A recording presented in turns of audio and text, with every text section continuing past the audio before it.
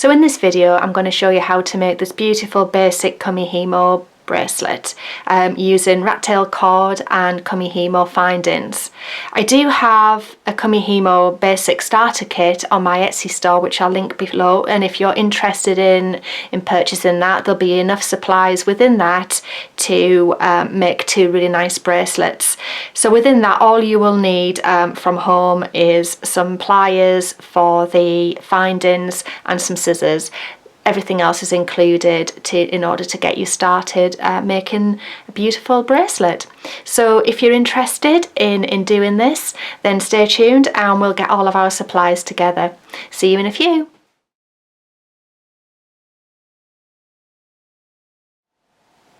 Hello there, so we're back now with our list of supplies in terms of what we're going to need to make this Kumihimo bracelet. So I have got two different colours of 2mm rat tail cord. So I've got this beautiful teal green here and this really nice sort of silver dove grey. You can use any combination that you want. You can use as many different colours in the braid as you like. You can lay them out in a different manner. The choice is endless. I'm going to do a simple spiral, as I've said, this time, so it'll just give you a bit of an idea of how to set the board up to achieve that look. We've got the Kumihimo disc in front of us, we've got some flat nose pliers, we've got your Kumihimo ends. Now for a 2mm, using a 2mm cord, I've got 8mm Kumihimo ends here. It doesn't matter if you've got bigger ones, you can actually bulk up the ends to accommodate that. I've got a little lobster clasp, and I've also got two jump rings that will attach the clasp and this extension chain onto the bracelet. There's also some glue obviously to stick on the Kumihimo ends. So in front of me here, I've got two different size Kumihimo discs. This is how they come. You've got a 4mm diameter disc here, and you've also got a 6mm. It doesn't matter which one you use, both will achieve exactly the same look. In this case, I'm going to go with the smaller disc to work with. So once you've got all your supplies together, that's what it'll look like. So I'll see you back here in a moment. So one of the big questions in Kumihimo is, what length of thread do you need? Now, one of the simple answers to that is it's sometimes better to have more than you actually need. The general rule of thumb is that you're going to want something that's 3 times longer than the actual item that you're going to finish. So if you're making a 7-inch bracelet, you would need 21 inches of rat tail or whatever you're using. I tend to always err on the side of caution and go a bit above that. Now, I don't have the largest wrists in the world. Mine are probably about 6 inches in terms of kind of sort of round, but I've actually cut my rat tail to 26 inches, so obviously that's going to give me a fair bit of extra, which is good because we will be starting and finishing this rat tail with knots, so bearing in mind you're going to lose probably, I don't know, maybe 1.5 inches off each end as you make your knot, just so we can get the cleanest part of the braid into the bracelet, and I'll show you what I mean by that as we progress through this. So the first thing you need to do is actually join all of the threads, and it doesn't matter how you pick this up. I'm going to put them all together, so I'm going to start with my grey and collate them and try and get them even. There we go, like that, and then I'm going to pick up the teal green, and again it doesn't matter where you distribute them at all, just mix them in there. So you can braid with just about anything you want. You can use other diameters of rat tail, any cord or thread. You can use leather, you can use wire as well for this. It just depends on the look that you're going for. So I'm going to do a very simple overhand knot. I'm going to try and get all of these ends through in one go. There we go. And then I'm going to pull everything nice and tight and try and get that knot down as far as I possibly can. And then what I like to do is pull each of these individually just to get that knot really secure and tight. Just tug on all of those different parts. There we go. Each of those strands gets a good tug, so that's quite a nice tight secure knot.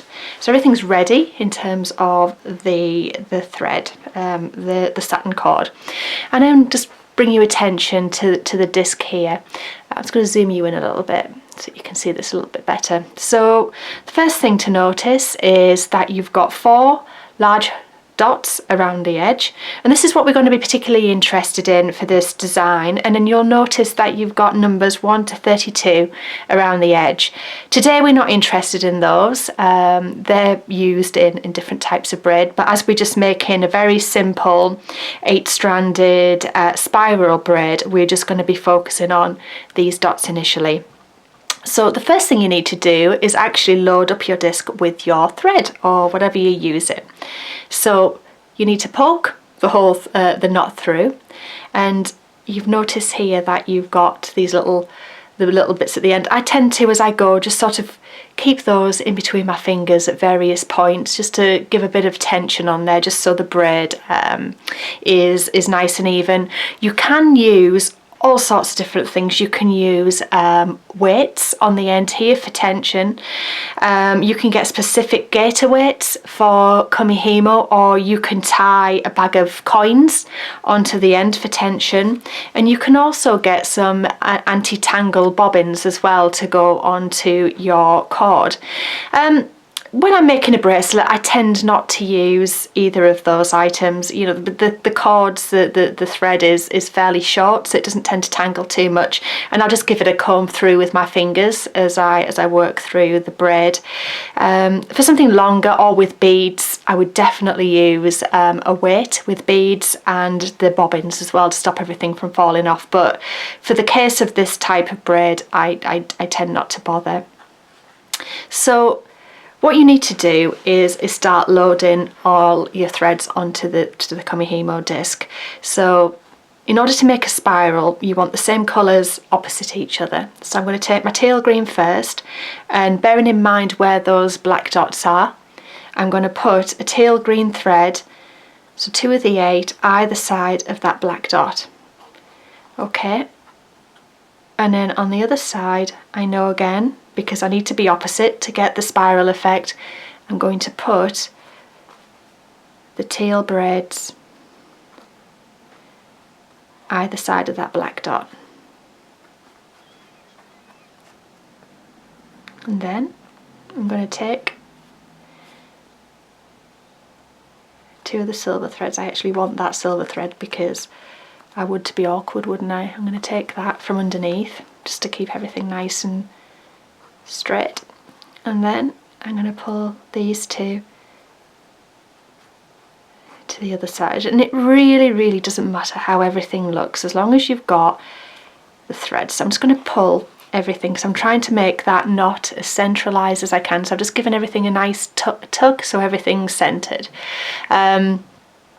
You know, it really doesn't matter if these threads are crossed over here at this point. We're only going to use the braid when it starts to form, and I'll show you how we'll finish all that off at the end. So it really doesn't matter. So everything's kind of hanging and it's loose, and we're about ready to go. So I'm just going to zoom you in a little bit closer to the disc so you can see that. Now, it really doesn't matter which way you move the cords, as long as you do it the same way each time. It doesn't matter which way you rotate the disc, whether you rotate it anti-clockwise or clockwise. It just depends on what suits you and what makes you feel that little bit better. So it really doesn't matter. I tend to rotate counterclockwise. It's just my natural way of doing it. So you're pretty much ready to go. So you've got your threads loaded onto the disc. So in order to get the whole thing started, you need to decide which way you're going to make your manoeuvre. This is how I normally do mine. So I take my top left thread, pull it out, and I bring it down to the bottom left, and then I take my bottom right and I take that to the top right. And as you can see, everything's in the same position as it was. The only thing is that this is shifted one place to the right and this is shifted one place to the left.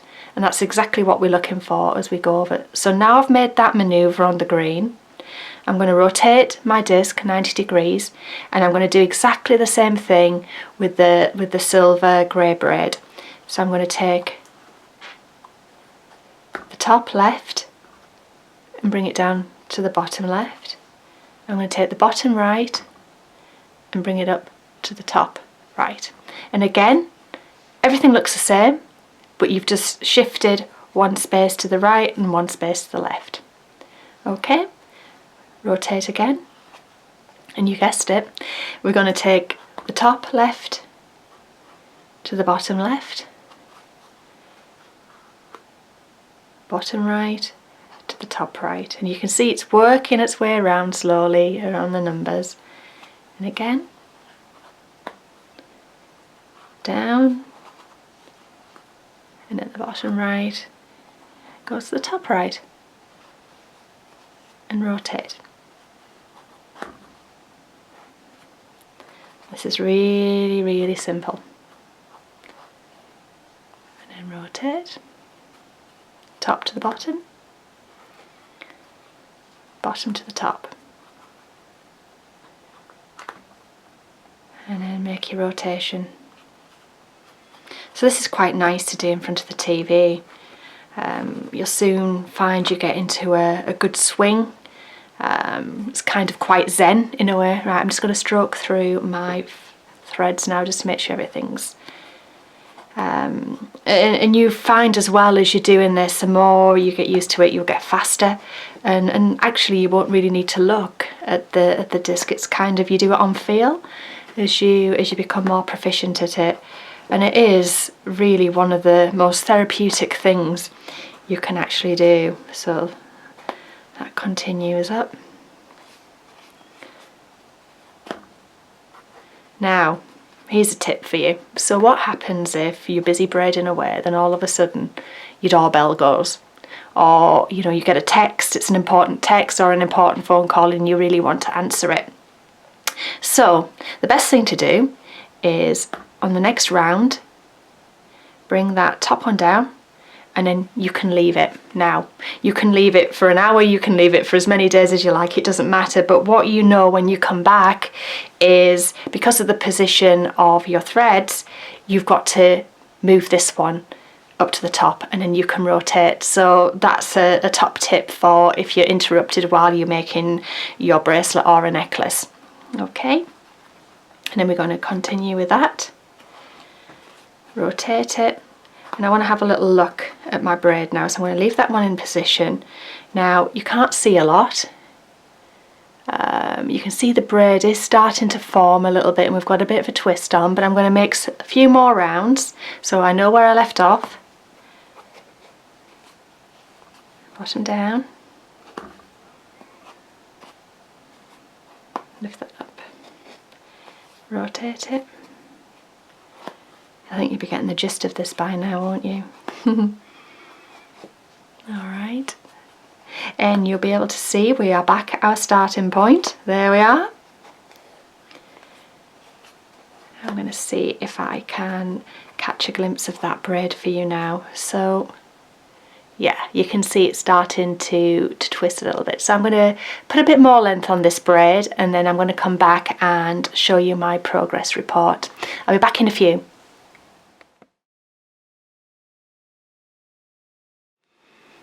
So welcome back. So we've now finished the length of the braid and you can see the really nice twist effect that this particular layout gives you. And as you can see, there's not very much in terms of length of cord to work with now, so I think we'll finish it up there. One interesting thing, no matter what, there's always one cord that ends up a lot shorter than the others.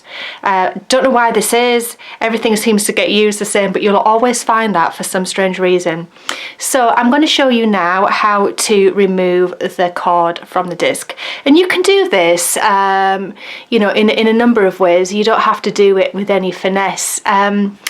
You can actually just rip the whole thing off and then tie a big overhand knot in. But what I like to do is just start to tie the knot off. It doesn't matter, we're going to cut this off anyway, but what I'll do is I'll take the opposing strands and tie them in an overhand knot like that, just to secure them as I bring this off. And then I'll take one of the grey ones here and the same, and just tie an overhand knot. Same with the green now. Take these last two threads off, tie with an overhand knot, and then the last two grey ones, and tie those with a little overhand knot. We'll be discarding all of these ends in a moment anyway, so you know, it doesn't matter if it doesn't look particularly neat and you don't feel particularly happy with this. So just to make sure that that one is secure, I'm just going to do a double knot in that one, and then it's actually removed from the disc. So this is what we've got. So a full braid, that will give you a good length for a bracelet, and obviously this is ample big for my wrist. Obviously by the time we refine the edges, it's just going to be perfect. One thing which is really good practice is just to relax the braid, particularly when you've used rat tail cord. So what I do is I'll give it a good tug, and then it just makes everything move better. It just seems to free up the braid a little bit better, and it also lengthens it ever so slightly as well. So so yeah, we're going to work on finishing and adding the clasp. So I'll get the things together and I'll see you in a few minutes. So we're just going to have a look at our braid a little bit more closely, and you'll see where we started off. It might not be quite as even as you would actually like, and this is why it's always good to add a bit of extra length on, because we can discard and take the best of the braid. And obviously as we finish off, it might not be as neat as you would like. So the way to go about doing this is to take some cotton, and in this case I've got some S-long cord. You can use any type of cotton that you want, it doesn't really matter. So what we're going to do is tie this really tightly around the braid, because at the top of where this finishes, above it, we're going to cut it. So I've got a dark colour of cotton here, just so you'll be able to see it. You can use any colour cotton that you want. Nobody's going to see this, it's going to be hidden underneath the Kumihimo finding, the end clasp. So I'm going to go, I don't know, about there I think, because I think anything below that is really good. So I'm going to pull that really tight, and then I'm going to tie another knot around the back of that. Again, really super tight.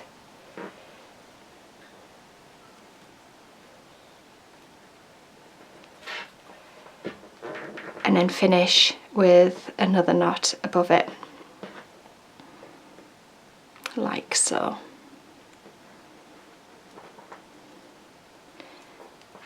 There you go. Now that should be good to go. Now anything above that we're going to cut. So moment of truth as I just cut into that braid there, and as you can see, that's held really nicely with the cotton. I'm just going to trim those ends. So there we go. At this point I'm just going to check my finding will fit on the end of it. So this is my Kumihimo end cap, and yeah, I think that fits fairly well. I think that will look good on the end of there.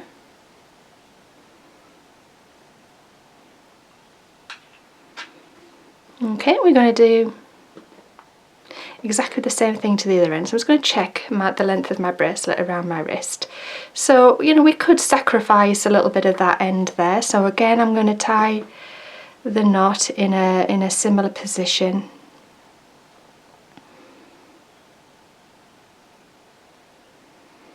So just this overhand knot around about there.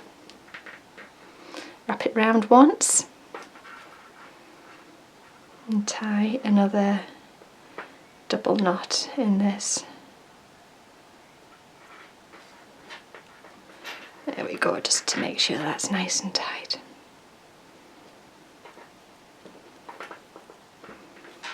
Okay, and again we're going to cut those ends off. We don't need that anymore, and then we're going to cut above that tie-off point that we did. So straight through that, a little bit above, and cut it off and tidy that up a little bit. So there we go. So we've got all of the braid sitting in front of us now, and we discard the scissors. Okay, so the next thing we need to do is prepare the Kumihimo ends, and I said we've got these nice silver plated end caps that we're going to use. So how I tend to do this, so here I've got something very simple. I've got an ear swab or a Q-tip with one of the ends cut free, and I'm going to squirt some super glue onto this piece of paper, and then I'm going to take my earbud and I'm going to give this end cap here a really good coating inside. So I'm going to get to the bottom, work all the way around it just to make sure it's well coated with the glue.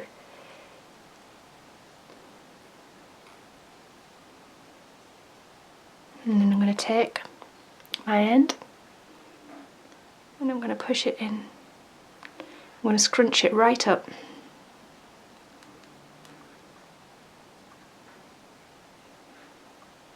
There we go, it's starting to hold.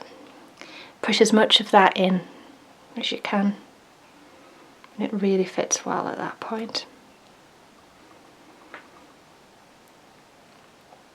There we go.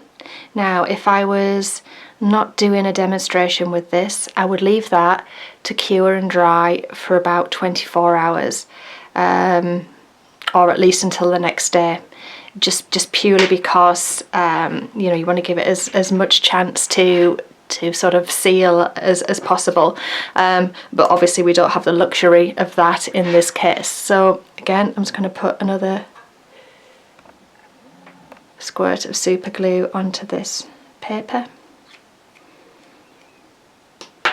and then again we're going to coat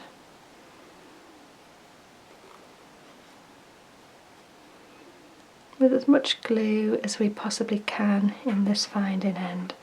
And the other way to do this as well, if you wanted to, is actually take the glue and you can squirt it straight into the end cap if you wanted to. So there's another way of doing it also. And then you can make sure that that's as full as possible. You don't want to fill it too far, obviously, completely up, because obviously when you put the end piece in, you know, it'll come squirting out all over your braid, and you really don't want that to happen. So again, we're going to scrunch and push the braid into the end cap. So, and obviously when this is dry, you can, you know, release and put this back to its normal thickness. It's just for the sake of making sure that this is pushed in as far as possible. So there you go, that's our bracelet so far. Okay, so you can see how that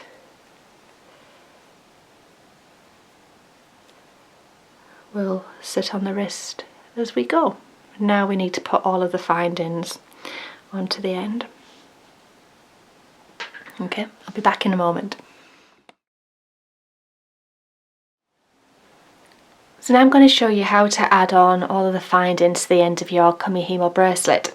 So in front of us we've got the jump rings, we've got the lobster clasp, and we've also got the extension chain that you're going to use. So I'm going to show you firstly how to open a jump ring. So the first thing you want to do is load it into one set of pliers. This one's already partially open, but just to show you how to open this, you're going to grab the other side with the other plier, nice and securely, and then you're going to make a forward and backward twisting motion and sort of slide it, twist it apart. What you're not going to do is kind of that sort of manoeuvre and split them apart. Otherwise you'll have an absolute job trying to close it.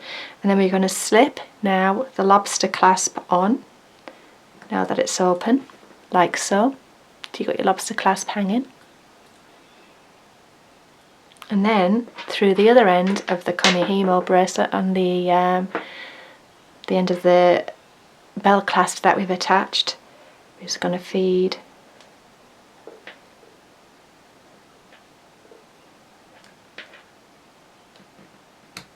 that through like so.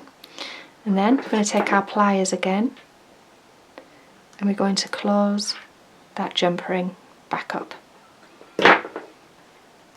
Okay, and then on the other side I've already got this jump ring open, but we're going to,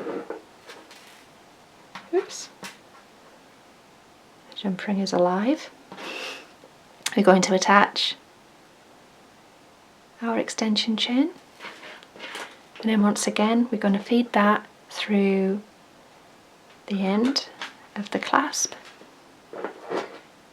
take our other pair of pliers and then make that manoeuvre right back to close up that jump ring, and you can see there that's all closed up. I'm just going to take that set of pliers again and just make that manoeuvre one more time just to make sure that's really secure. There we go, that almost sort of clicked in, and there they are. All the findings are now attached on your bracelet.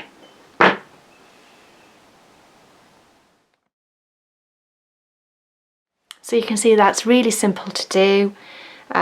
You know, you get a beautiful bracelet with, you know, by doing some very basic things. So as I said, there's many different ways of producing some beautiful braids, and I'll be showing you more different variations as I load up more tutorials looking at different types of you know, threads that I use. These are also beautiful beaded as well. There's many different ways of doing Kumihimo, and I will show you some braided variations as we move forward. So I hope this was helpful, and I hope the tutorial was useful to you, and thanks for watching.